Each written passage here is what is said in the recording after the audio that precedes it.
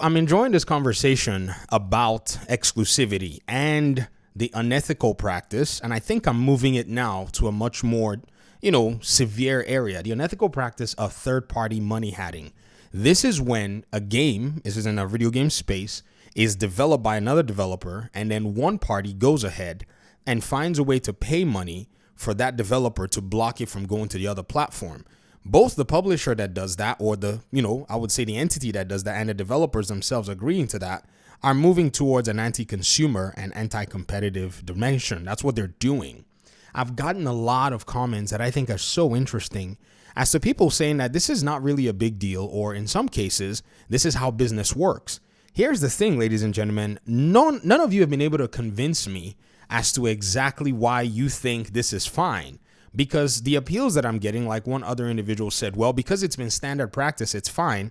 They're pretty much arguing or appealing to tradition, meaning because we've always done it, it means it's okay.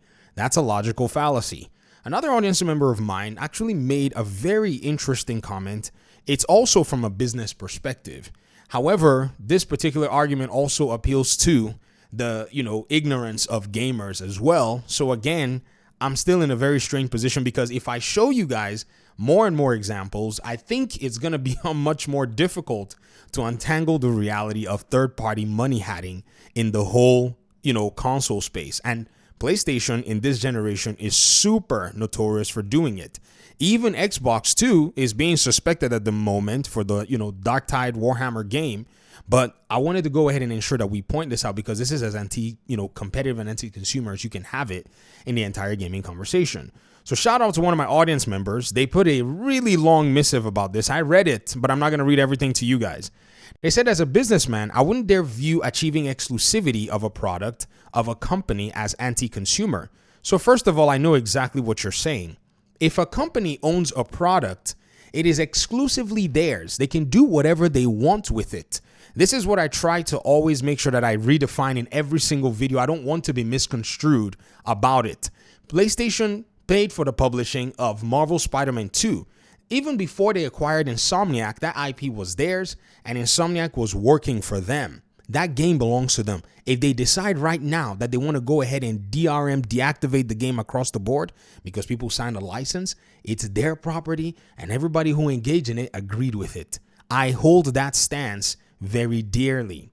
That's the first thing I got to put out there, because I think some people are conflating what I'm saying with that argument. Then they said, you don't see a car company letting other car companies create the same or similar cars, because that creates competition and a very high risk of you leveling your own company. Again, I think I've been misconstrued, because again, different car companies create similar categories of cars: sedan, SUV, truck. I mean, we can't even start from there.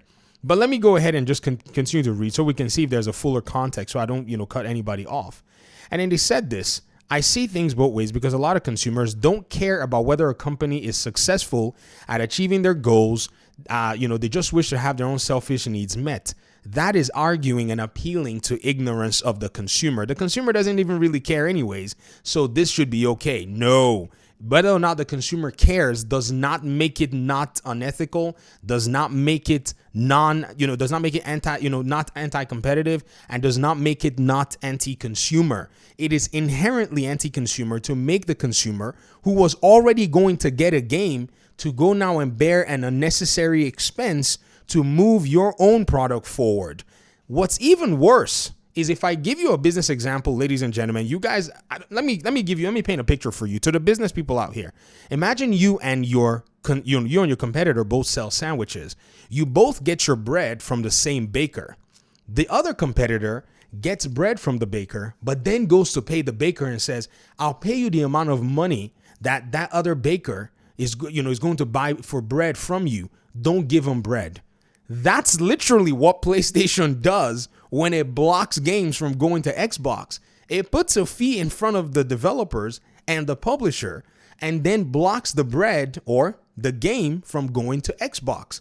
Now, Xbox, its consumers are looking and saying, Xbox, you have, a sandwich shop. We want to eat a sandwich. What's going on? Well, I don't have bread, Xbox said. And then the players, in a sense, by default, now have to make the extra inconvenience to go to PlayStation Shop to go basically eat the exact same sandwich. That's what makes it anti-consumer. I don't know how else I can actually put this stuff in front of you, because it is the same thing the Crimson Desert developer said. We were given an exclusive agreement by PlayStation to ban the Xbox version for a given time.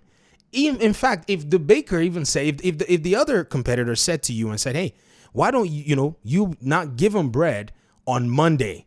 Come give them bread on Tuesday. So on Monday, customers from Xbox or the other bakery, your bakery that's being pretty much targeted by your competitor, are not going to be able to get bread from you. So now they come back on Tuesday, but some of them would have already lost interest and said, well, I guess we're just going to go to the other place and get sandwiches from them.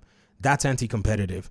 If you want to actually help your consumer, if you want to serve them, then give them really cool stuff, condiments for free, all kinds of things that you can put in to make their time worth it. That's how you do business. I don't even understand this. Gamers should not even be bothering trying to dance around this stuff, because there's just no industry, there's just no, category where you put this stuff in that it makes any sense that we should be talking about how it's okay. It's not. What? This is why I went to PC, because this nonsense continues to rave everywhere. And this is when I learned that even on Steam, PC gamers don't take that nonsense from Epic Games. When they brought out, games like Kena Bridge of Spirits and all that, many PC gamers just ignored it. When they brought Kingdom Hearts to Epic Games, you just ignored it, because that's just nonsense at the end of the day. This is a game that is designed by a third-party publisher, designed to go to other gamers out there. Then they said this: I think people that have no experience in running a company or owning a business consider the perspective of financial survival. I've been doing YouTube for a minute, and the example that I actually gave you is from experience of actually having worked in a restaurant where sandwiches are made. A bunch of sandwiches. If you've been in the food industry, you might be able to guess it on like 2-3 tries. And I can tell you that particular idea that you just said, that blocking a product that was already going to be going to another competitor of yours is competition, and you're not calling it anti-competitive then or unethical, then you probably, I don't know, how would you feel? I'm asking you. So to my audience member, how would you feel if you were the person on the bakery side, on the sandwich side, and your baker that's made bread for you eventually tells you, well, we're not going to give you bread on Monday and Tuesday, we're going to give you bread on Wednesday, and now you're stuck with not being able to sell sandwiches, or you have to make a contingency and find another person to get you bread so that you can sell your sandwiches, which has now cost you maybe more, lost you maybe some customers. Again, for you to say this is coming from the experience of people who have not run a business, I think it's myopic, because you don't even know, a lot of us. Yes, I'm a school teacher, but man, you do not know the hustle you do not know my hustle. So I guess that's another thing too. I can't just give you the whole biography of my life. This is probably the first time some of you are probably ever hearing that I've actually worked in, that industry before. But again, from a business perspective, of which I was, pulled in to actually, in fact, when I actually went into that opportunity, it was simply because they thought I was going to be able to manage people, because I've been doing it all my life. That's what, being a teacher kind of puts you in a position where you're stuck with everybody you get these students, and that's it. You got to manage them for maybe a whole year, and you got to ensure that they're successful. I mean, it's pretty much a mentorship program in that regard.